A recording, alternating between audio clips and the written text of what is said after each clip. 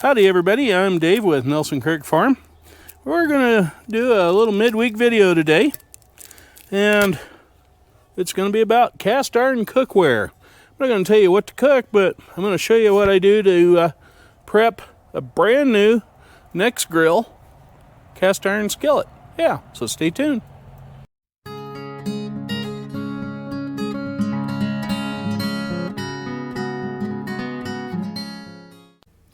Now the reason why I'm outside here with my barbecue grill is because I don't want a lot of smoke in the house while we're seasoning one of these brand new cast iron skillets. So what's one of the first things you want to do when you get a brand new skillet? Well, you're going to have some oils on it from the manufacturing process, and those aren't good for you and I to eat. And you're going to make sure all the labels are off of it. And what we're going to try to do is get rid of all the stickies that are on the pan from the label. So what I'm doing is using a bit of warm water and a little bit of Dawn dish soap on here, just to kind of clean off any of the residue from the manufacturing process.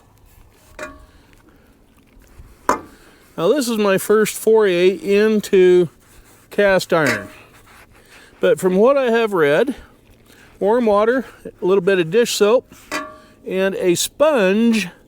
And if you got the scrubby side, make sure you're not using the scrubber side.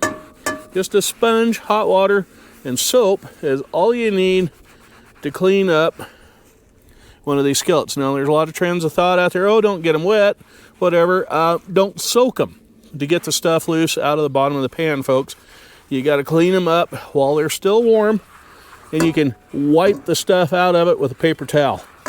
Yeah, so we're going to clean this up and show you what we do next. Now that I have the pan rinsed off, all the soap off of it, there's been some oil splatter on it already, which is a good thing. That'll help season the pan. So the reason why I've got the grill going, like I said, is because of lack of smoke in the house. It's set on low right at the minute, and we're going to set the pan in here just for a little bit to evaporate the moisture off the cast iron. Okay, now that the moisture has probably been cooked out of that pan, we're going to shut off the grill and let it cool down inside of the barbecue grill. Now, there we go. We're going to leave it in there and let it cool down a little bit. Once that cast iron cools down a little bit, we'll put some oil on it and I'll show you how to do that. Okay, the thing's cooled down. Yeah, mildly warm at best. Okay, so now the next step is to put some oil on it. Now, I'm going to tell you a little something. In doing the research for doing this video, I thought it would be best to try the oils that smoked the least for using it in the house.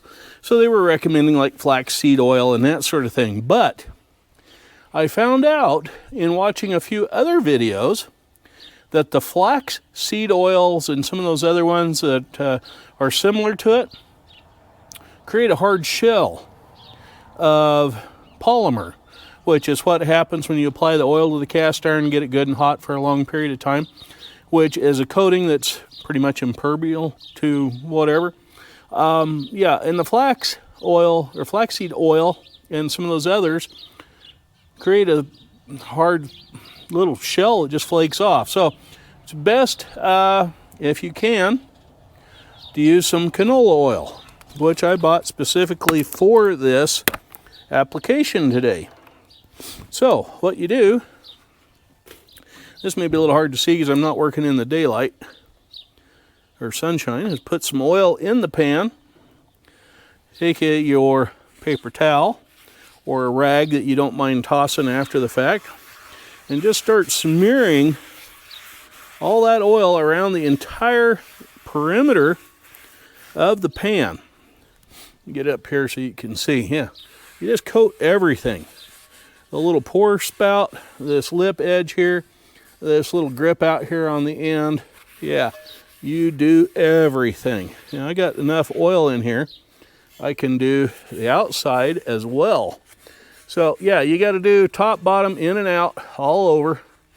Coat the whole thing. Ideally, if you could dunk it in a tub of oil and then pull it right back out, that would be the best way to do this. But nobody's got a tub of oil that I'm aware of. So anyway, we'll just coat this up. And castings like this deal here on the bottom where it says next grill are really kind of a booger to get any oils into. But yeah, we're going to coat the whole thing, including the handle. And then we're going to put it back in the pot here, or the cooker, and bake this oil on here. And like I said, it takes time, temperature, and a good oil. So, yep, I just went and poked a hole in that aluminum foil. Imagine that. That's all right. It'll be all right. So anyway, now that I got this thing good and coated, we'll light up the grill again, and you put these in bottom up, so that if you got any excess oil inside the thing, it will drip out onto that pan and not get down into the burner and cause a fire. Yeah, so I'll wipe this oil off my fingers, put a lid on the jug. We'll fire this up, get it up to about 450 degrees, 400 anyway, and let it cook that oil that I just put on there into it for about an hour at 450. Because we're right at 450 degrees on the thermometer on here, I'm going to leave these two valve controls for the burner set where they are, and I'm going to shut the tank off, and we'll let this thing cool down so we can apply a second coat of oil to that cast iron pan that's in there. Alrighty, now that that has cooled down, let's flip this lid up and see how this thing looks. Oh, look at that. Nice shine to that. Yeah, that's a real nice patina on that cast iron. What's the inside look like? Let me find out here. Yeah, that turned out real nice and shiny in there, although I did have a little bit extra oil up here on this end and down along right in there, because the oil that I'd put too much in there dripped out here on this aluminum foil and created its own kind of a caramelization on there. So I'm going to wipe down the pan with another piece of paper towel, add some more oil, and cook it again for the second time to get that way we want it for the seasoning. Yeah, maybe even a third time, at least twice. Okay, we'll start off here with the handle. It's a little, it's got a few little buggers on it from sitting there. Nothing major. Yeah, where that oil kind of caramelized here on the pan on the edge, it is still kind of gooey. It didn't cook off there long enough, so we'll give this another coat and of oil and get right back on it again with the another hour at 450, and we should have this thing ready to cook something on it. Okay, we're gonna go back with another coating of the canola oil, bit inside the pan, put the lid on this here. It doesn't take much oil to do all this, so anyway, another coat in here. Yeah, you coat everything on this thing. Nice thing about cast iron is it's forgiving. Yes, it is. If you don't get it quite right the first time, you can always try it again. And the other nice thing about cast iron is it's organic, folks. Made from rock that contains iron. Iron ore, yeah. So they bust that rock up in little bitty bits, melt it down, the big old blast furnace, and that's where this stuff comes from. Yeah.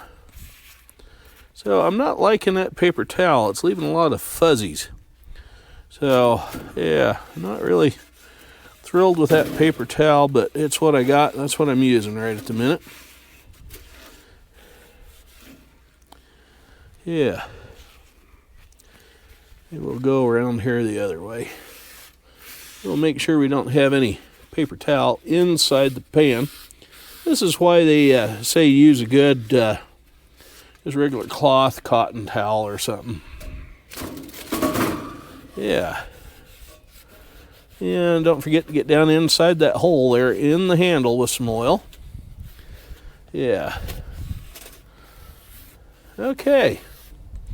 There we go. Now we'll light that up. Let it cook for another hour at 450 degrees. Yeah. Okay, I've got the pan all seasoned up and flipped over right side up. I could use a little more work back here on the handle and over here where it was sticky earlier. But we're going to leave it on there. I've turned down the heat to low. And we're going to give this a whirl and see what it does.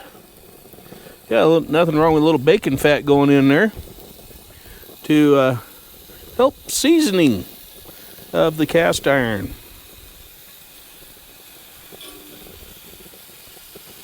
Yeah, we'll put a little bacon fat in there and fry it up.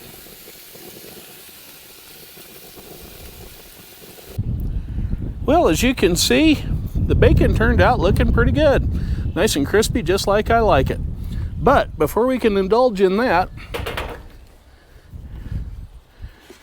we got to drain the fat out of the cast iron skillet. Yeah, so we're going to very carefully, probably shatter that glass. We're going to dump all that bacon grease right there into that jar. Then we're going to grab some paper towel and wipe this puppy out. Yeah. I got to be real careful. I don't know where my other pot holder is. That sucker's hot. Yeah. Yeah, we'll wipe this out real quick, get most of the crusties out of it the best we can.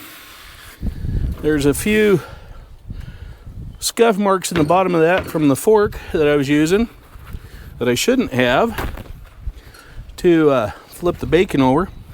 It dug into the glazing a little bit, or the seasoning, but I think with a little judicious wipe down here, and for the amount of greasy fat that was in that bacon, I think it'll be just fine. We'll just give it a little bit of a clean up, rinse it off, and yeah, we'll be good to go. Another round.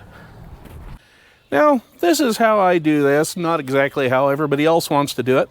Now, to clean any crusties or whatever out of the bottom of that fry skillet, it has been recommended that you use a coarse salt in there. Pour in a little bit, rub it around with a good rag, not paper towel, but a rag, and that'll kind of scrape all the stickies loose out of it. And then you just rinse the pan off with some warm soapy water like I did to start with. Yeah, and if you need to re-season it, it doesn't take much, just an hour. 450 degrees with a little bit of oil on it. And remember, don't use flaxseed oil and those other type of oils because it'll flake off. You want something that'll soak in, like Crisco shortening, yeah, olive oil, or canola oil like I used. Well, anyway, I'm Farmer Dave wishing you well. Hope you all enjoyed this, and if you did, please, right down there, hit that big red button that says subscribe on it. We're trying to nail 1,000 subscribers by the end of the year, if not sooner. And I do appreciate everybody that has subscribed and all of you that keep following along. So stay tuned until next time. As always, be careful out there. I'm Farmer Dave, wishing you well.